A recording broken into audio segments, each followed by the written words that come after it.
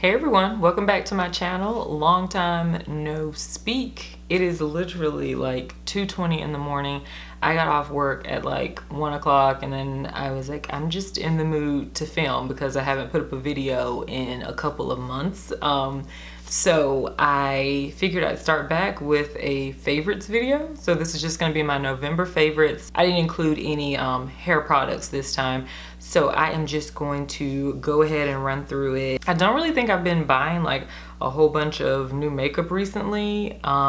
So I guess these are things that I've just really been enjoying, and I have a like routine that I'm really excited about that's been working pretty well for me. So I'll go ahead and start with these bad boys here. These are the Real Techniques beauty sponges. I know this is like the Miracle Complexion Sponge. I don't really know what this little thingy-majigger is called, nor do I really know what this one is called specifically, but I saw these at Target. It actually came with 2 of these, 3 of these teeny little purple ones, and then this pink one here.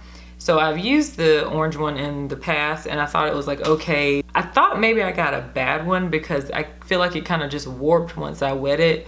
So I wanted to pick up a new one because I had since thrown that one away, and then I was really excited to try these purple ones. They remind me of the like mini beauty blenders, but they're bigger. And then this one right here I figured I'd use for something. So the 2 of these, 3 of these, and this one total came in a little packet for like $20, which I don't think is pretty bad because one beauty blender costs $20 anyway. And I have really been enjoying using these. Mainly the orange one I've just been using for foundation. I haven't been using a brush for foundation probably in like the last, I would say 3 weeks or so. And then the purple one is amazing for like under eye concealer. So I use it to blend out my under eye concealer, and I use it to pack on powder to kind of like bake underneath the eyes. And it's like the perfect size, and it fits right in like that little contour area underneath the eye. So if you can find this little set at Target, I highly suggest picking it up. Next, I'm gonna talk about this primer. This is the Becca Evermatte Poreless Priming Perfector, and a bunch of other stuff down here at the bottom. Anywho, it's supposed to be for oil control, and I've used it several times before and didn't really think that anything was like super great about it, but for whatever reason, this combined with like the foundation and the setting powder that I'm going to show you literally kept me matte at work for like a good 8 hours without touching anything. And the foundation I was using wasn't even like a mattifying foundation. It comes out like a clear kind of thick, almost tacky like consistency, and I would suggest patting it into the skin instead of rubbing it. I mainly only put it like right here, the middle of the forehead and the chin where I get the oiliest, but definitely just pat it down and let it set for a little bit, and you can feel it start to like tighten up those pores. And the foundation that I have been loving actually with that primer has been the Nars All Day Luminous Weightless foundation. I just like randomly picked this up one day and wanted to use it again. It's really watery and it has really great full coverage. So I've been using this, and I legit wore this with that primer for like 12 hours at work, and it looked awesome. It feels really light on the skin, but y'all, it covers really well, and I like the way it sits on the skin. It doesn't settle into like fine lines and pores at all, and it's just really like a nice everyday foundation. Even though it's really expensive, it's a really nice everyday foundation because it's so lightweight and breathable. And then the concealer that I have been loving recently, which is a surprise to me, is the Tarte Shape Tape Contour Concealer. It's like legit the only concealer I've pretty much been using for a while now, and I can actually see that I'm starting to like, I should be finishing this up probably soon here because I can see like the inside of the bottle. So it comes with this ginormous doe foot applicator here. It's a really thick, creamy consistency. It blends really nicely. It brightens a lot. It doesn't like crease throughout the day when I set it. So I've really been enjoying using this. I have a first impression kind of review on this and a Tarte foundation, like probably one of my last videos or so if you want to check it out. So I think the main component in getting my foundation to like last all day and keeping me matte has been to like set it with this here. So this is technically the Laura Mercier translucent setting powder, but I had like half a bottle left of my Ben Nye banana powder left, so I mixed the 2 of them together. So That's why it's like pretty yellow. So I've been taking this Real Techniques Beauty sponge here, and I've been dipping it straight into the mixture of those powders and literally just like packing it underneath the eyes and the center of the face.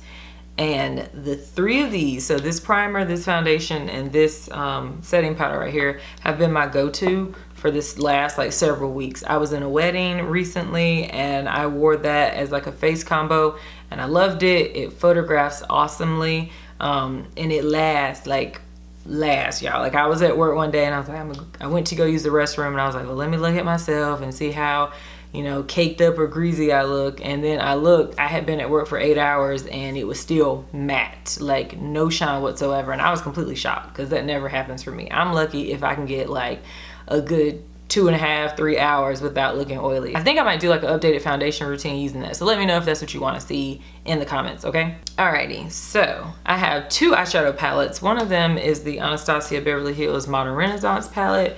So pretty much really the only thing I've been wearing on my eyes when I do eyeshadow. I'm pretty sure you've seen it in plenty of tutorials, but it's really pretty. I mainly love these 2 orange brown transition shades right here. So raw sienna and then burnt orange. Love those 2. And then I just pretty much do something shimmery on the lid. But one like surprise favorite of mine has been this L'Oreal Nude. This is volume 1 palette. So I have this in like my last video where I did like a first impression of it, and I really enjoyed this palette right here. It's like $15 I think at Walmart. It's gonna be more expensive at like Target and Ulta, but it is an awesome palette, especially if you're like just getting into makeup. It has really pretty, like, I love the matte shades in this for like deepening up the crease, and then it has some really pretty just like neutral gold lid colors there. But I really like it. It's great pigmentation, they blend beautifully, and it lasts. So definitely go pick this up. And then lastly, I'm just gonna talk about lip products. So one combination that I've been liking a lot lately for a like darker lip has been these 2 NYX products here. So I picked up the NYX liquid suede in the color, what color is this? Vintage, which is just this really pretty deep, kind of like aubergine, mahogany, I don't know, not mahogany, kind of just like a deep wine color with like more purple undertone. And then to go with it, I saw these new to me NYX Suede matte lip liners, and this is also in the color Vintage. So the lip pencil is actually pretty smooth when applying, like it doesn't tug at the skin, and it sits like nicely. So that's a swatch of it right there. I'd fill in my lips with the lip liner and then just go over it with the liquid suede. The liquid suede, to be honest, by itself is not as like pigmented as I wanted it to be, or I guess not as deep as I wanted it to be. It's a little bit more sheer, but the 2 of them together give like a really nice vintage color. It's just kind of like that vintage wine color where it's not super purple. It's kind of still like, you know, considered wearable, I guess. And then lastly, I just have these 2 MAC lipsticks. So I picked up Kinda Sexy and Velvet Teddy, which look kind of similar. Velvet Teddy is like just a really nice neutral nude color. When I apply it, it legit just looks like my natural lip color, and that's it on the bottom. And then I picked up Kinda Sexy, which is very similar, but it's definitely more pink peach, and that's it on the bottom. I like to layer them actually on top of MAC's Strip Down Liner, which is a really nice kind of just like yellow golden brown shade. That's it right there.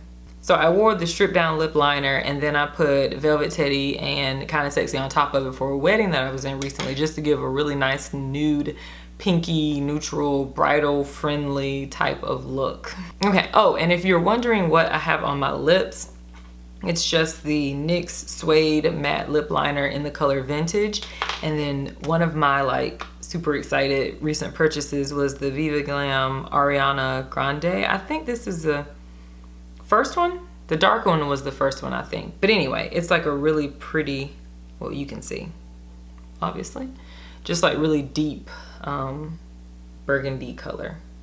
which is perfect. So that's everything for this video. Trying to keep it a little on the shorter side here. Let me know any videos you guys want to see down below. I'm gonna try to get back in the habit of doing these because I like doing them. I've just been exhausted from working too much. But so let me know what videos you want to see down below. Let me know what you were favoriting last month. Don't forget to subscribe if you haven't. Just hit the subscribe button probably somewhere down here. And I will leave links to my social media like here if you want to follow me on like Instagram and Twitter if you have any questions about anything. And yeah, thank you guys so much as always for watching. Don't forget to comment, rate, and subscribe, and I will see you in the next video. Bye.